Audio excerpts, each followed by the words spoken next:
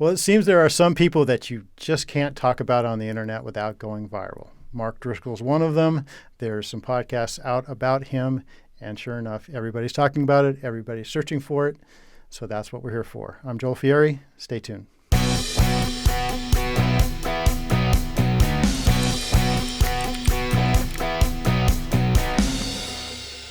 Hey, Mark Driscoll was pastor, if you don't know, was pastor of Mars Hill Church in Seattle for about 15, 20 years.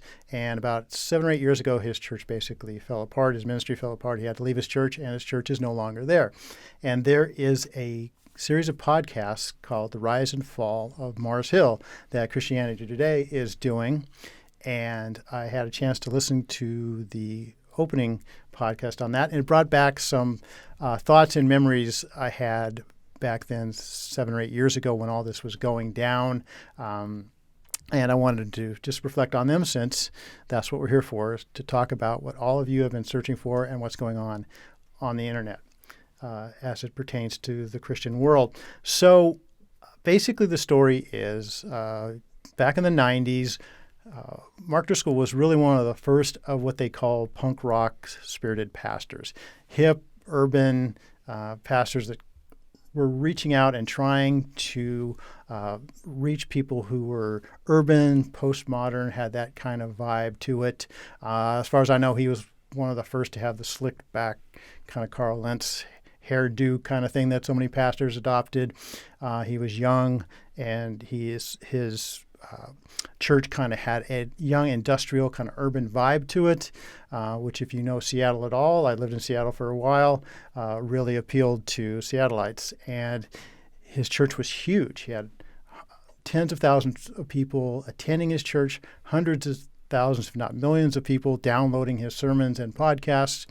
He was really the first Christian internet star, maybe along with Rob Bell, some other people, but Mark Driscoll was huge. Along with that, though, came a lot of controversy with him. He was very outspoken and blunt about a lot of topics. He didn't have much of a filter sometimes. A lot of people wished at the time, and now certainly wish, that he would have toned down some things.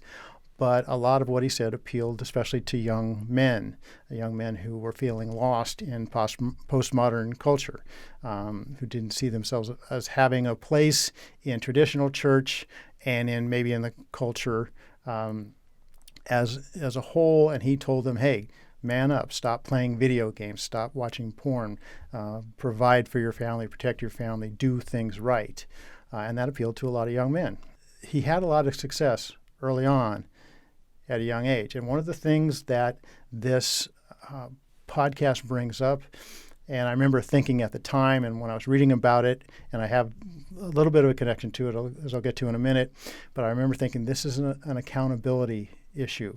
Driscoll and his church were part of a larger network called the Acts 29 Network, which was a group of, at the time, nationally known megachurch pastors who had kind of a internet-based long-distance network going of discipling and mentoring. And I remember at least a couple other members of this Acts 29 network who were nationally known, having similar problems and similar experiences with their churches, conflicts with their church boards and elders and things, same things that Driscoll had at Mars Hill, battles with the congregation, questions about his leadership, who really has the power, is it elder-based, does the pastor always have the power, what is the ministry, is the ministry the pastor, and all kinds of things.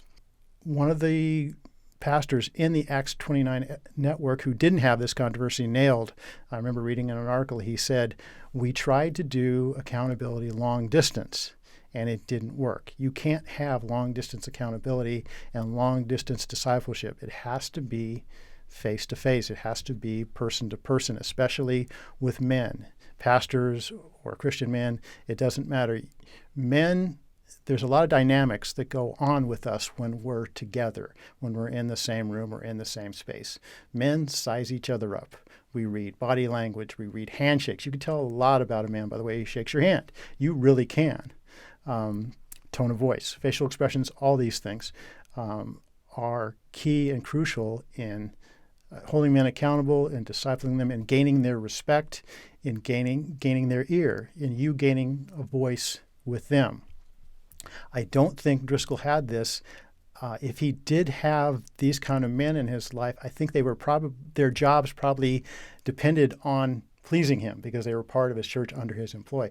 It doesn't seem like he had any outside wise mentoring people who could be in the same space with him without fear of their job or whatever, and tell him or ask him questions. Mark, what are you doing here? What happened here? Are you sure this is what happened? What are you doing with your finances here, with the church's finances there? What is this conflict with this person all about? Things like that, things that need to go down face to face. And I think it was just an early experiment in the internet, and something that this particular network and this particular church structure that he set up got wrong. The internet doesn't work. And ask anybody who does Zoom meetings all the time, people doing church just online, not going to church and meeting people. It doesn't work. We're not built that way. The body of Christ doesn't function that way. We need to be in the same space, face to face, talking with each other, holding each other accountable, encouraging one another, all the things that go with being part of the body of Christ. Now, as I mentioned, I had a short experience. I'm not claiming to have any insight into this from it other than just a general impression, but I did meet Mark Driscoll one time at my church. He was here after all this went down. He was at a church I was attending at the time, spending time with the head pastor of this church who had been a discipler and a mentor of his, a very wise man who's known nationally for mentoring pastors. And Mark just came down and said, hey, can I spend a week with you? Can I just walk around with you, see how you do ministry? And this man was obviously loving and gracious enough, this pastor, to do that and let Mark do that.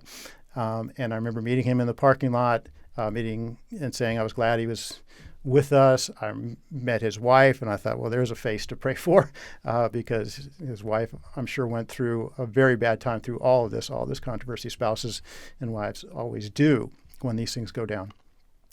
So I got the impression, again, sizing him up and just meeting him, that he was in a place at that point where he knew he needed this kind of face-to-face accountability and face-to-face mentoring and discipleship. That was my impression. And at the time, I remember thinking he was just with exactly the right person. So I know that Mark has resurrected a ministry in the Phoenix area, I think it is. And from all accounts, he's doing well. How this will affect his ministry, I don't know. I guess we'll see. But he is definitely back in the news. In my next podcast, I want to not necessarily look at this podcast so much, but look at his ministry. And the podcast does go into why it was successful, and I mentioned how he talks to men. And I think that's something that we really need to take a second look at. One of the topics is male roles and female roles in the church. How can we disciple men? How can we get men engaged? We've talked about what is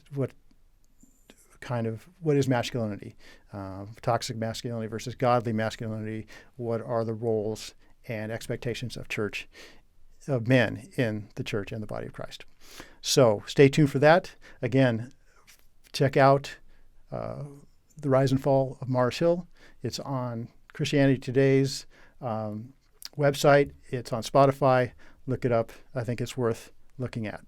So stay tuned for next week when we'll talk more about this subject. I'm Joel Fieri. Thanks for listening.